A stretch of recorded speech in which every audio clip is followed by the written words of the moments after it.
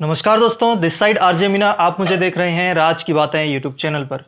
इससे पहले मैंने एक वीडियो डाला था आपको ग्राम विकास अधिकारी से रिलेटेड कि किस सब्जेक्ट पर हमें मेन फोकस करना चाहिए। इस वीडियो में हम डिस्कस करने वाले हैं कि मैथ्स और रीजनिंग की क्या स्ट्रैटेजी रहनी चाहिए और उसको कहां से तैयार करें जिससे कि हम उसमें पूरे में से पूरा स्कोर कर पाएं।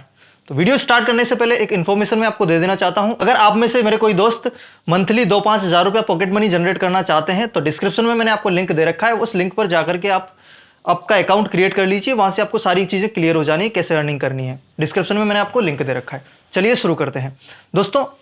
ग्राम विकास अधिकारी का जैसा हमारे पास जो सिलेबस हमें दिया गया है उसमें हमें ये नहीं बताया गया है कि मैथ्स के कौन से टॉपिक हैं और रीजनिंग के कौन से टॉपिक्स जो हैं हमें पढ़ने हैं। ओनली उसमें मैथ्स लिख दिया है और रीजनिंग लिख दिया गया है, लेकिन ये नहीं पता कि अब मैथ्स में पढ़ना कौन सा टॉपिक है। हम ये कर सकते हैं ज़्यादा से ज़्यादा कि पिछला जो पेपर हुआ है उसके आधार पर एनालिसिस करके उन्हीं सारे सब्जेक्ट्स को दोबारा से तैयारी कर सकते हैं। लेकिन मैं एक चीज़ और यहाँ पर ऐड करना चाहूँगा जो आपको बहुत ज़्यादा हेल्प करने वाली है कि किन टॉपिक्स को हमें लेकर के चलना चाहिए, क्योंकि मैथ्स तो बहुत ज़्यादा वाइड है।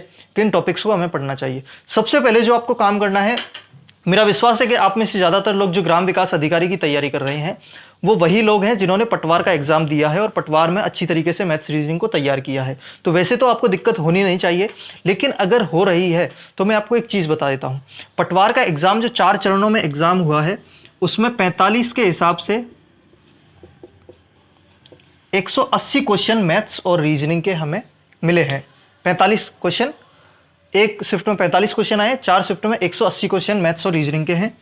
जहां पर ओनली मैथ्स के 20 क्वेश्चन के हिसाब से 4 शिफ्ट में 80 क्वेश्चन आपके पास मैथ्स के हैं और रीजनिंग के हैं 100 क्वेश्चन रीजनिंग के और 80 क्वेश्चन मैथ्स के। तो सबसे पहले आपने जाकर के क्या करना है, जो चारों पेपर आपको कहीं पर भी मिल जाएंगे, आपको इंटरनेट पर मिल जाएंगे, इनको डाउनलोड करिए और इनके जो 80 क्वेश्चन इसमें मैथ्स के दे रखे हैं, सबसे पहले आपने इन 80 क्वेश्चंस को सॉल्व करना है।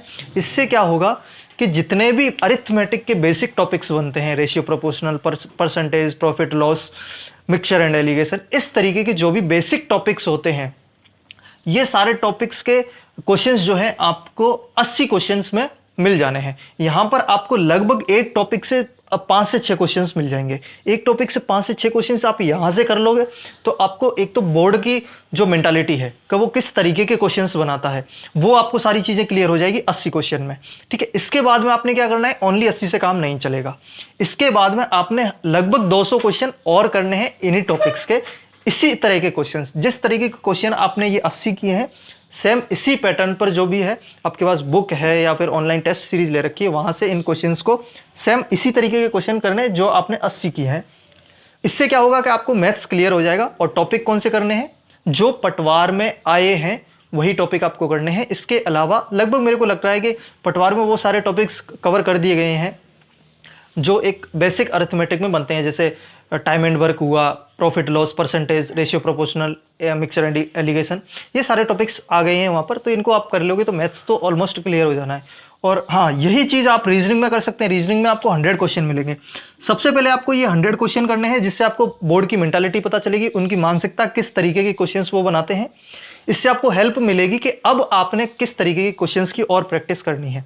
100 क्वेश्चन से ओनली यहाँ पर कुछ नहीं होगा, क्योंकि ये वो पोर्शन है जहाँ पर आप 100% स्कोर कर सकते हो। तो यहाँ पर बिल्कुल भी कंजूसी नहीं करनी है प्रैक्टिस करने में। ठीक है, 80 क्वेश्चन ये, 100 क्वेश्चन ये। 180 करने के बाद में मेरे हिसाब से आपको लगभग इनका दुगना 360 क्वेश्चंस की प्रैक्टिस और करनी चाहिए।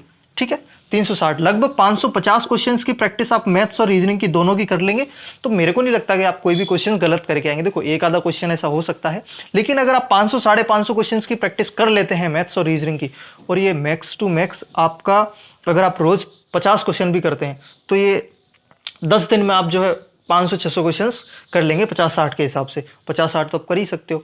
50 क्वेश्चन करने में लगभग 1.5 घंटे लगेगा, लगभग 1.5 घंटा, 2 घंटा भी लग सकता है।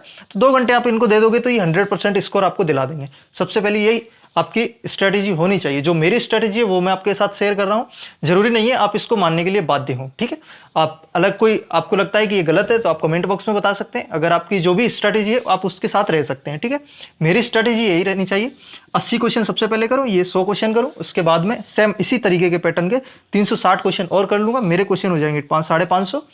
फिर यहां से मुझे कोई डरने वाली बात रहेगी नहीं मैथ्स और रीजनिंग में। तो अगर आपको ये वीडियो अच्छा लगा हो तो वीडियो को लाइक कर दीजिए, चैनल पर नए हो तो चैनल को सब्सक्राइब कर दीजिए, और हाँ, लिंक डिस्क्रिप्शन में है, जाकर के थोड़ी बहुत अर्निंग कर सकते हैं। मैं मिलता हूँ आपसे अगली वीडियो में। Thank you so much.